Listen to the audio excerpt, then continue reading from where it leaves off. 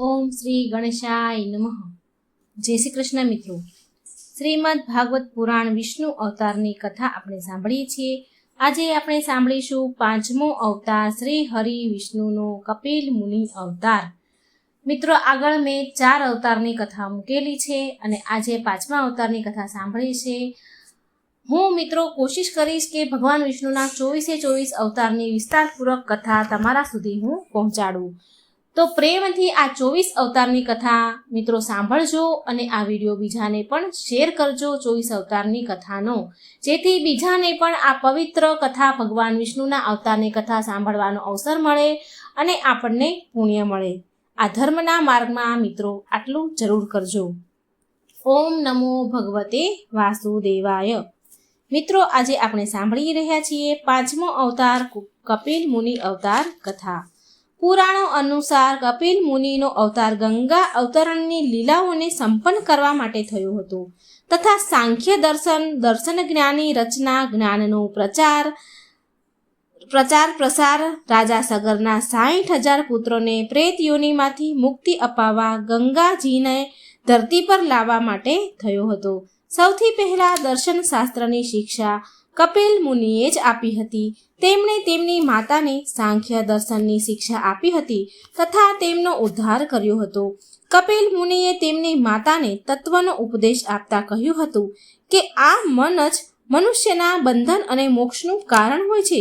વિષયોમાં આસક્ત થઈને એટલે કે મોહમાયામાં ફસાઈને આ બંધનનો મુખ્ય હેતુ છે. આ મન મોહમાયામાં ફસાય છે અને આ એનો મુખ્ય હેતુ છે. કપિલ મુનિનું જન્મ સ્થળ, વસ્તુ તથા તપસ્યા ક્ષેત્ર ગંગા સાગર હતું.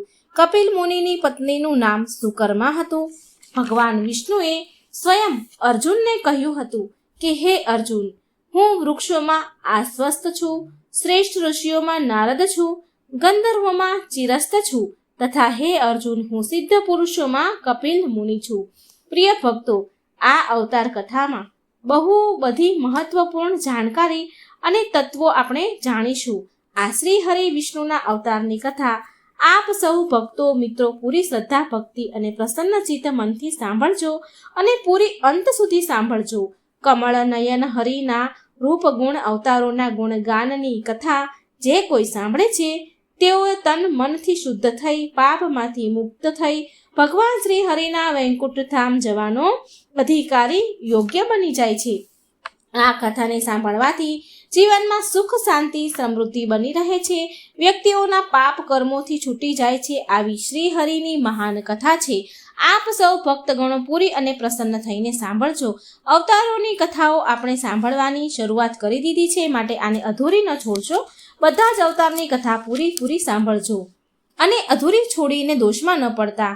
પુરાણોમાં એવું કહેવાયું છે કે જે મનુષ્ય ભગવાનની ભક્તિમાં વિરક્ત થઈને અવતાર કથાને અધવચ્ચે છોડે છે તો તેને પૂરું જીવન અધૂરું રહે છે. તો પ્રિય ભક્ત મિત્રો, ભગવાનની સ્મૃતિ આપણા હૃદયમાં વસાવતા આ કથા સાંભળીએ. ભગવાન વિષ્ણુનો 5મો અવતાર કપિલ મુનિ અવતાર. કથા શરૂ કરતા પહેલા જો મિત્રો તમને નિવેદન છે કે જો તમે હજી સુધી આ ચેનલને સબસ્ક્રાઇબ નથી કરી તો કૃપા કરીને આ ચેનલને સબસ્ક્રાઇબ કરી લેજો, લાઇક કરજો, શેર કરજો અને બાજુમાં આપેલ બેલ આઇકોનનું બટન જરૂર દબાવી દેજો. તમારી આ નાની એવી કોશિશ, નાની એવી મહેનત અમારા માટે બહુ જ મહત્વપૂર્ણ હોય છે. તો ચાલો કથા સાંભળીએ. ઓમ ગણપતે નમઃ. ઓમ નમઃ શિવાય. ઓમ નમો ભગવતે વાસુદેવાય. કપિલ મુનિ અવતારની કથા. ભગવાન બ્રહ્માજીએ તેમના પુત્ર મહર્ષિ કદર્મને સૃષ્ટિની રચના માટે આદેશ આપ્યો કે હે પુત્ર, તું સૃષ્ટિમાં સંતાનને ઉત્પન્ન કર તથા સૃષ્ટિમાં વૃદ્ધિ કર. મહર્ષિ કદર્મ બ્રહ્માજી તેમના પિતાની આજ્ઞા માનીને બિંદુસર તીર્થ પાસે જઈને કઠોર તપસ્યામાં લાગી ગયા. મિત્રો, તે સમયે તપ જ એક સાધન હતું. તપ જ મનુષ્યની બધી જ ઈચ્છાઓની પૂર્તિ માટેનો માર્ગ હતો.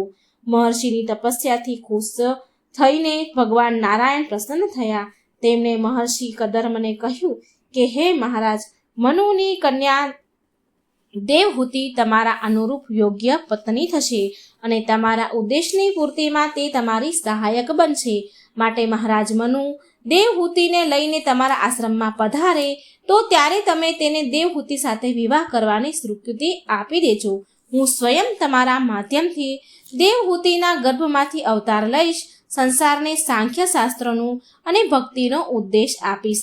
આમ કહીને ભગવાન વિષ્ણુ ત્યાંથી અંતર્ધ્યાન થઈ ગયા. પછી એક દિવસ મહારાજ મનુ મહર્ષિ કદર્મના આશ્રમે પધાર્યા. એમણે મહર્ષિ કદર્મને તેની પુત્રીને સ્વીકાર કરવા માટે કહ્યું. ત્યારે મહર્ષિ કદર્મે કહ્યું કે હે રાજા મનુ, હું તમારી પુત્રીને ત્યારે જ સ્વીકાર કરીશ જ્યારે તમે મારી એક શરત સ્વીકારશો, એક શરતને માનશો. મારી શરત એ છે કે જ્યારે મારી પત્ની ગર્ભવતી થઈ જાય ત્યારે હું એનો ત્યાગ કરીને ભગવાનની ભક્તિમાં લીન થઈ જઈશ. તમારી પુત્રીને આગળનું જીવન તેના પુત્ર કે પુત્રી સાથે એકલા જ વિતાવવું પડશે. મનુએ આવું સ્વીકાર કરી લીધું. આ શરત કદર્મ મુનિની સ્વીકાર કરી લીધી અને તેની પુત્રીના વિવાહ મહર્ષિ કદર્મ સાથે કરાવ્યા. વિવાહ પછી પણ મહર્ષિ તેની તપસ્યામાં લીન લાગેલા જ રહ્યા અને આશ્રમની વ્યવસ્થા તથા મહર્ષિની સેવા જ દેવહૂતિની નિત્ય દિનચર્યા બની ગઈ. રાજકન્યામાંથી હવે તે એક તપસ્વીની બનીને રહી ગઈ. અંતે મહર્ષિ તેમની પત્ની દેવહૂતિની ભક્તિ અને સેવાથી પ્રસન્ન થયા અને બોલ્યા કે હે કલ્યાણી, તે મારી સેવામાં તે પોતાને સુકાવી નાખી છે. તું સુકાઈ ગઈ છો. હું તારા પર પ્રસન્ન છું. બતાવો, હું તારી કઈ કામના સિદ્ધ કરું. દેવહૂતિને સંતાનની કામના હતી, માટે તેણે પોતાના માટે સંતાન માંગ્યું. મહર્ષિ કદમે તેમની તપસ્યા અને યોગના પ્રભાવથી એક દિવ્ય વિમાન પ્રગટ કર્યું, જેમાં સહસ્ત્ર એટલે કે હજારો દાસીઓ હતા, હજારો વસ્ત્ર આભૂષણ હતા. લોકો માટે ઐશ્વર્ય ભોગની દુર્લભ સામગ્રીઓ એ વિમાનમાં હતી, એ દિવ્ય વિમાનમાં હતી. તેમની પત્નીને નદીમાં સ્નાન કરવા માટે કહ્યું. જ્યારે તેમની પત્ની દેવહૂતિ નદીમાં સ્નાન કરવા ગઈ તો સ્નાન કર્યા પછી તેનું રૂપ અને એના અંગ શરીર પહેલાની જેમ, જ્યારે એ રાજકુમારી હતી જેવી રીતે પહેલીવાર એ એમને મળવા આવી હતી, જેવી રૂપવાન હતી એવી જ થઈ ગઈ. તેનું શરીર ફૂલોની જેમ કોમળ થઈ ગયું. તેની આત્મા ચમકવા લાગી. હવે તેની પત્નીનું આવું રૂપ જોઈને મહર્ષિ કદર્મ તેમની પત્ની સાથે વિમાનમાં બેસીને ચાલ્યા ગયા અને એ વિમાનમાં ગ્રહસ્થ સુખ ભોગવતા તેમને વર્ષો વીતી ગયા. તેમની પત્ની દેવહૂતિએ 9 પુત્રીઓને જન્મ આપ્યો, જેના વિવાહ મહર્ષિ મરીચી, મહર્ષિ અત્રિ, અંગીરા વગેરે સાથે કર્યા. મહર્ષિ કદર્મે વિચાર્યું કે આ બધા ગ્રહસ્થ જીવન ભૌતિક ભોગોમાં લાગીને જીવન નષ્ટ થઈ ગયું. હવે મહર્ષિ કદર્મને અંદર ફરી વૈરાગ્યનો ભાવ ઉત્પન્ન થઈ ગયો. તેમણે એકલા જ તપ કરવા માટે વનમાં જવાનો નિર્ણય લીધો. દેવહૂતિએ અત્યંત વ્યાકુળ થઈને એમના પતિને દયાભર્યા દીનભર્યા શબ્દો કહ્યા. દેવહૂતિએ કહ્યું કે હે દેવ, હું ઇન્દ્રિયોના વિષયમાં લાગી રહી, હું તમારા પ્રભાવથી અજાણ રહી, છતાં પણ તમારા જેવા મહાન પુરુષનો સંગ કલ્યાણકારી જ હોય છે, માટે મારા ઉદ્ધારનો માર્ગ બતાવવાની કૃપા કરો. મહર્ષિ બોલ્યા, હે ભદ્રે, વ્યાકુળ ન થાવ. તમારા ગર્ભથી પરમ પુરુષ ભગવાન વિષ્ણુ પ્રગટ થવાના છે. એ તમને તત્વજ્ઞાનનો ઉપદેશ આપશે. હું એમના દર્શન કરીને જ અહીંથી જઈશ. સમય જતાં ભગવાન કપિલે દેવહૂતિના ગર્ભમાંથી જન્મ લીધો. મહર્ષિ કદર્મ તેમનું દર્શન કરી આદેશ મેળવી અને તપ કરવા માટે વનમાં ચાલ્યા ગયા. ભગવાન કપિલે માતાને તત્વજ્ઞાનનો ઉપદેશ આપતા કહ્યું કે આ મન મનુષ્યના બંધનને મોક્ષ માટેનું કારણ છે. વિષયોમાં આસક્ત થવાનો, માયામાં ફસાવાનો આ મનનો બંધનનો હેતુ હોય છે, પરંતુ પરમાત્મામાં લીન થવાથી એ જ મોક્ષનું કારણ બની જાય છે. માટે મનુષ્યએ બધી બાજુથી મન પાછું વાળીને મોહમાયાથી મન ખેંચીને મનને ભગવાનમાં પોરવવું જોઈએ, લીન કરવું જોઈએ. આ પ્રકારે તેમણે તેમની માતાને ભક્તિ અને સાંખ્ય શાસ્ત્રનો ઉપદેશ આપીને ભગવાન કપિલ સમુદ્ર તટ પર ચાલ્યા ગયા અને સમુદ્રએ તેમને એની અંદર સ્થાન આપ્યું. દેવહૂતિ પણ તેમના ઉદ્દેશ અનુરૂપ ભગવાનમાં મન પોરવીને મુક્ત થઈ ગયા. હવે કપિલ મુનિનો અવતાર તો થઈ ગયો, તેમણે તેમની માતાનો ઉદ્ધાર પણ કરી દીધો. ભગવાન વિષ્ણુએ કદર્મ ઋષિને વચન આપ્યું હતું કે એ તેમના પુત્રના રૂપમાં જન્મ લેશે, તો ભગવાને જન્મ પણ લઈ લીધો. હવે તેમનો મુખ્ય ઉદ્દેશ એક બીજો પણ બાકી હતો. એ ઉદ્દેશ હતો પૃથ્વી પર ગંગાનું અવતરણ કરવું. આના માટે સૌથી પહેલા આપણે રાજા સગરની કથા સાંભળવી પડશે. ચાલો તો આપણે સાંભળીએ રાજા સગરની કથા, જે ગંગા અવતરણ અને કપિલ મુનિથી જોડાયેલી છે. સૂર્યવંશમાં બાહુ નામના એક રાજા થયા હતા. આમના પિતાના નામ પર જ ભવિષ્યમાં રાજા બાહુના પુત્ર રાજા સગર થયા હતા, જેના 60,000 પુત્ર હતા. વિસ્તારપૂર્વક આ કથા સાંભળીશું મિત્રો આપણે. રાજા સગરના પિતા બાહુ ધર્મપરાયણ રાજા હતા. એ એમની પ્રજાનું પાલન તેમના પુત્રો સમાન કરતા હતા. પાપીઓને ઉચિત દંડ આપતા હતા. આથી સમસ્ત પ્રજા નિર્ભય થઈને ધર્મપૂર્વક રહેતી હતી, જીવન જીવતી હતી. તેના રાજ્યમાં અન્ન વસ્ત્રની કોઈ કમી ન હતી, જેથી સમસ્ત પ્રજા સુખમય જીવન વ્યતીત કરી રહી હતી. એક સમયે રાજા બાહુના મનમાં અહંકાર ઉત્પન્ન થયો. એમને વિચાર આવવા લાગ્યો. એવો વિચાર આવ્યો કે આખી પૃથ્વી પર મારા જેવો કોઈ રાજા નથી. મારા રાજ્યમાં બધી બાજુ સુખ શાંતિ છે. મેં મારા બધા જ શત્રુને જીતી લીધા છે. મને બધા જ વેદ શાસ્ત્રોનું જ્ઞાન છે. આ પૃથ્વીમાં મારા જેવું કોઈ નથી, મારાથી મોટું કોઈ નથી. જ્યારે મનુષ્ય પોતાને બધા કરતાં સારો શ્રેષ્ઠ માનવા લાગે છે, તો તેના બીજામાં દોષ અવગુણ દેખાવા લાગે છે. જે બીજામાં દોષ અવગુણ જુએ છે, તો એની વાણી પણ કઠોર થઈ જાય છે, કડવી બની જાય છે. જેનું મન સદાય બીજામાં દોષ જોવામાં જ રહે છે અને કઠોર ભાષણ કર્યા કરે છે, તેના પ્રિયજનો, સગાવાલા, મિત્ર, શત્રુ બધા એના દુશ્મન બની જાય છે. પછી આ પ્રકારે અહંકાર વધવાને કારણે રાજા બાહુ અત્યંત કઠોર ઉત્દંડ બની ગયા અને પરિણામ સ્વરૂપ તેના બહુ બધા દુશ્મન બની ગયા.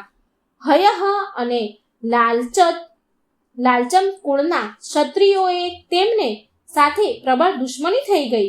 રાજા બાહુને એમની સાથે પ્રબળ અત્યંત કઠોર દુશ્મની થઈ અને એની સાથે રાજા બાહુ ભયંકર એમને યુદ્ધ થયું. યુદ્ધમાં રાજા બાહુ હારી ગયા અને દુઃખી થઈને તેની બંને રાણીઓને સાથે વનમાં ચાલ્યા ગયા અને ત્યાં જીવન જીવવા લાગ્યા. વનમાં દુઃખ અને સંતાપથી રાજા બાહુનું શરીર ગળી ગયું, સુકાવા લાગ્યું, નબળું પડી ગયું અને થોડા સમય પછી એ વનમાં જ મૃત્યુ પામ્યા. તે જ સમયે એમની નાની પત્ની ગર્ભવતી હતી. પતિના ગુજરી ગયા પછી તેને બહુ દુઃખ થયું અને એણે પણ તેની નાની પત્નીએ પણ તેમની સાથે જ ચિતામાં બળવાનો નિર્ણય કર્યો, સતી થવાનો નિર્ણય કર્યો. હવે તે સ્થાનથી થોડે દૂર અર્વ મુનિનું આશ્રમ હતું. અર્વ મુનિ અત્યંત પરમ તેજસ્વી હતા. તેમણે ત્રણેય કલાનું જ્ઞાન હતું. જ્યારે તેમણે રાજા બાહુની પત્ની પતિવ્રતા રાણીને સતી થવા જતા જોઈ એમને ખબર પડી, તો તેમને તે રોકવા લાગ્યા અને રોકતા કહ્યું કે હે રાણી, તમારા ગર્ભમાં દુશ્મનોનો નાશ કરનારો ચક્રવર્તી બાળક છે, માટે તમે આ ચિતામાં સતી થવાનો નિર્ણય ટાળી નાખો, સતી થવાનું રોકી લો. આમ પણ શાસ્ત્રમાં ગર્ભવતી સ્ત્રીને સતી થવાનો નિષેધ છે. માટે તમે જો તમારી ઈચ્છાથી સતી થવા માંગો છો, પણ તમારા ગર્ભમાં પડી રહેલા મોટું થઈ રહેલું જે બાળક છે એને મારવાનો તમારો કોઈ અધિકાર નથી. માટે તમારે આ પાપ ન કરવું જોઈએ. મુનિએ આ પ્રકારે કહ્યું. આ પ્રકારના વચન સાંભળીને તે ઋષિ મુનિની વાત માનીને બંને રાણીઓ તેમના પતિના અંતિમ સંસ્કાર કર્યા અને એમના કહેવાથી એમના આશ્રમમાં અર્વ મુનિના આશ્રમમાં રહેવા લાગ્યા.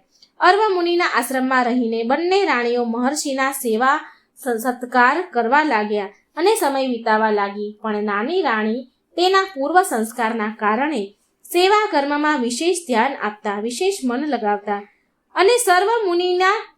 અને અર્વ મુનિના સુંદર પ્રવચનો, કથાઓ, ઉપદેશો સાંભળતા, હૃદયમાં ઉતારતા અને હંમેશા પરમેશ્વરનું ધ્યાન અને ભજનમાં સંલગ્ન રહેતા હતા.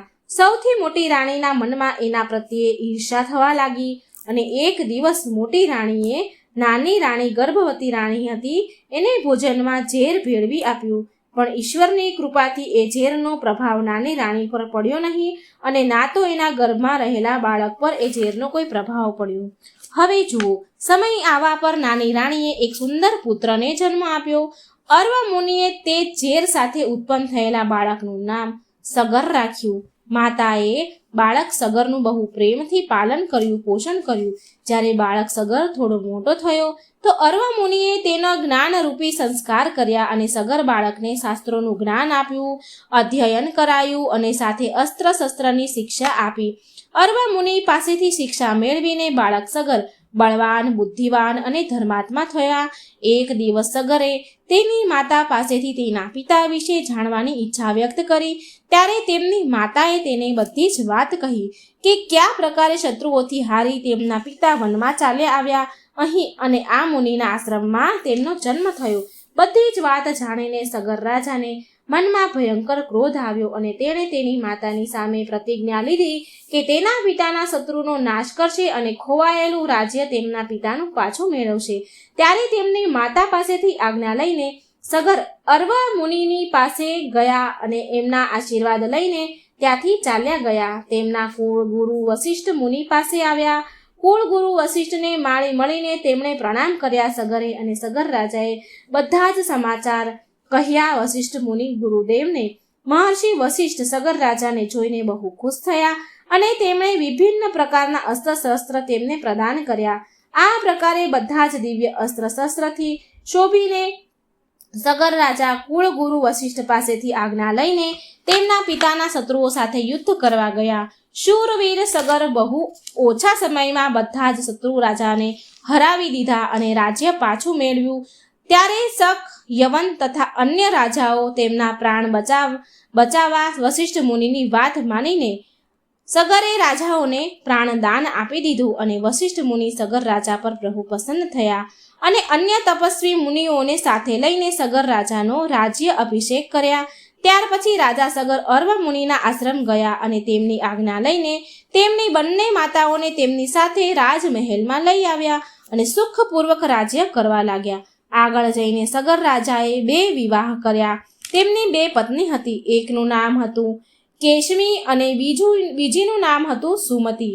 રાજા સગરની બંને રાણીઓ રૂપવાનમાં એકથી એક ચડિયાતી સુંદર હતી અને એના રૂપનું, એમના યૌવનનું, એની સુંદરતાનું બંને રાણીઓને બહુ જ અભિમાન હતું અને આ અભિમાનના કારણે તે બંને રાણીઓને કેટલાય વર્ષો થઈ ગયા છતાં સંતાન પ્રાપ્ત થયા નહીં.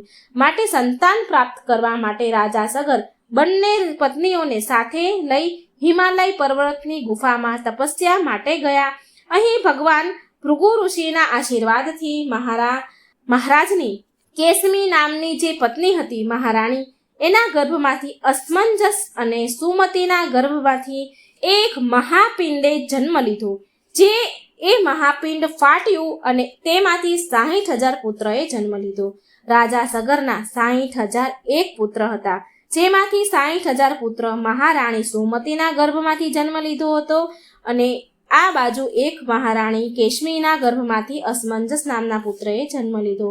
મહારાજ સગરના પુત્ર બહુ ક્રૂર પ્રવૃત્તિના હતા.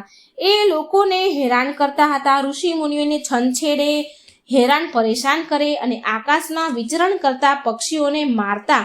સગર રાજા તેના આ પુત્રોના ખરાબ વર્તન વ્યવહારના કારણે હંમેશા હેરાન અને દુઃખી રહેતા હતા. રાજા સગરનો પુત્ર જે કેશમીના ગર્ભમાંથી જન્મ્યો હતો એ પણ અસમંજસ બહુ ક્રૂર પ્રવૃત્તિઓનો હતો. તે નાના નાના બાળકોને મારી નાખે અને નગરની પ્રજાને પણ સતાવ્યા કરે. એક દિવસ ક્રોધવશ થઈને રાજા સગરે અસમંજસને મહેલથી નીકાળી દીધા. પછી અસમંજસ વનમાં જઈને તપસ્યા કરવા લાગ્યા. તે જ દિવસથી સંન્યાસ અસમંજસે લઈ લીધો. રાજા સગરને તેના રાજ્યની ચિંતા થવા લાગી કે તેના રાજ્યનો ઉત્તરાધિકારી કોણ બનશે, કારણ કે તેના 60,000 પુત્ર ક્રૂર પ્રવૃત્તિના હતા. ત્યારે દેવર્ષિ નારદ સગર રાજા પાસે આવ્યા અને નારદજી બોલ્યા કે હે સગર રાજા, તમારા 60,000 પુત્ર છે. તમે આ પૃથ્વીના એક શક્તિશાળી રાજા છો, તો તમે એક અશ્વમેઘ યજ્ઞ કરાવો અને એના ફળ સ્વરૂપ તમારા પુત્રને શું બુદ્ધિ પ્રાપ્ત થશે. પરંતુ જ્યારે અસમંજસને આ વાતની ખબર પડી તો મહારાજ સગર પાસે અસમંજસ આવ્યા અને મેં અશ્વમેઘ યજ્ઞ કરવાની ના કહી. તો અસમંજસ મહારાજ સગર પાસે આવ્યા અને એમને આ નિવેદન કર્યું હાથ જોડીને કે તમે અશ્વમેઘ યજ્ઞ ન કરો. પરંતુ મહારાજ સગરે અસમંજસની વાત માની નહીં અને અશ્વમેઘ યજ્ઞ પ્રારંભ કરી દીધો. હવે અશ્વમેઘ યજ્ઞ ઉપરાંત અશ્વ છોડવામાં આવ્યો, જેની રક્ષા કરવાની જવાબદારી સગર રાજાએ આ 60,000 પુત્રોને સોંપી. ચારેય દિશાઓમાં અશ્વમેઘ ઘોડો દોડ્યો અને રાજા સગરના 60,000 પુત્રોએ અલગ અલગ દેશના રાજાઓ સાથે યુદ્ધ કર્યું, જેનાથી કેટલાય દેશના રાજાઓ તો મરી ગયા, કેટલાય દેશના રાજાને બંદી બનાવ્યા. રાજા સગરના પુત્રએ વિભિન્ન દેશની પ્રજાને સંતાપી પ્રતાડિત કરી, બહુ હેરાન કરી. આ બધું જોઈને બધા જ દેવતાઓ ડરી ગયા અને સ્વયં ઇન્દ્રદેવને પણ બહુ ડર લાગ્યો કે જો રાજા સગરનો અશ્વમેઘ યજ્ઞ પૂરો થઈ જશે તો એ સ્વર્ગ પર ચડાઈ કરીને સ્વર્ગને છીનવી લેશે. માટે દેવરાજ ઇન્દ્રએ દેવર્ષિ નારદના સુઝાવ મુજબ, એમના ઉપાય મુજબ અશ્વમેઘ યજ્ઞનો ઘોડો ચોરી કરી લીધો અને ઘોડાને કપિલ મુનિના આશ્રમમાં બાંધી દીધો. જ્યારે રાજાના 60,000 પુત્રોને ખબર પડી કે ઘોડો ક્યાંક ચાલ્યો ગયો છે તો તેમણે ઘોડાને શોધવાનું ચાલુ કર્યું. ઘોડાને શોધતા કપિલ મુનિના આશ્રમમાં આવ્યા. ત્યાં ઘોડો એક દોરડાથી બંધાયેલો હતો અને કપિલ મુનિ એના ધ્યાનમાં મગ્ન હતા. ધ્યાનમાં રહેવાના કારણે કપિલ મુનિ આ બધી જ વાતથી અજાણ હતા. રાજા સગરના પુત્ર કપિલ મુનિના આશ્રમમાં ઘોડાને જુએ છે તો એ એવું સમજી બેઠા કે ઘોડાને કપિલ મુનિએ ચોરી કરી લીધો છે. કપિલ મુનિ વિશે એ 60,000 પુત્રો, સગર રાજાના પુત્રો બહુ અભદ્ર શબ્દ વચન બોલવા લાગ્યા. તે કપિલ મુનિને ચોર, ડાકુ કહીને સંબોધિત કરે છે અને બોલે છે કે જુઓ આ તપસ્વીને જરા જુઓ, આને જુઓ, આ બગલાની જેમ ધ્યાનમાં લીન બેઠા છે, ધ્યાન કરી રહ્યા છે. અરે આ તો ચોર નીકળ્યા, ચોરી કરીને આ ભક્ત બની ગયા છે, ચોરી કરીને આ ભક્ત બની રહ્યો છે, ચાલો પકડો અને મારો. મુનિ વિશે ખરું ખોટું અભદ્ર શબ્દ બોલવા લાગ્યા. આ શબ્દ અચાનક કપિલ મુનિની સાંભળી અચાનક કપિલ મુનિની આંખો ખુલી, જેનાથી તેમનું અપમાન સહન થયું નહીં. આ શબ્દો એમનાથી સંભળાયા નહીં, એમનું અપમાન એમનાથી સહન થયું નહીં.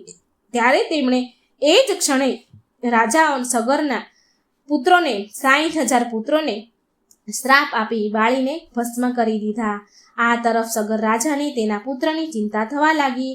રાજા સગરે તેમના પુત્રને અશ્વમેઘ યજ્ઞના ઘોડાને શોધવા માટે સૈનિકોને ચારેય દિશામાં મોકલ્યા, પરંતુ સૈનિકોને ક્યાંય ઘોડો કે સગર રાજાના પુત્રો મળ્યા નહીં. અંતે રાજા સગર તેમના પુત્ર અસમંજસ પાસે ગયા અને અશ્વમેઘ યજ્ઞ કરવાના નિર્ણય પર પછતાવો કરવા લાગ્યા. ત્યારે અસમંજસે કહ્યું કે હે પિતાશ્રી, હજી તમારો એક પુત્ર અસમંજસ જીવતો છે.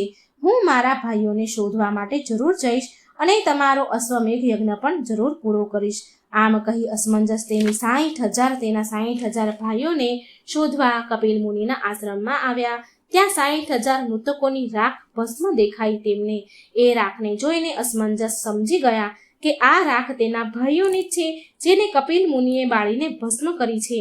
અસમંજસ કપિલ મુનિના આશ્રમમાં પ્રવેશ કરતા કપિલ મુનિને પ્રણામ કરે છે. ત્યારે કપિલ મુનિએ અસમંજસને પરિચય આપીને પૂછ્યું કે કોણ છો તમે? એટલે અસમંજસ બોલ્યા કે હું અયોધ્યા નરેશ રાજા સગરનો પુત્ર અસમંજસ છું અને આ 60,000 મૃતકની જે રાખ છે, જે ભસ્મ છે, આ રાજા સગરના પુત્ર અને મારા ભાઈઓ છે. હું મારા ભાઈઓ તરફથી તમારી માફી માંગુ છું.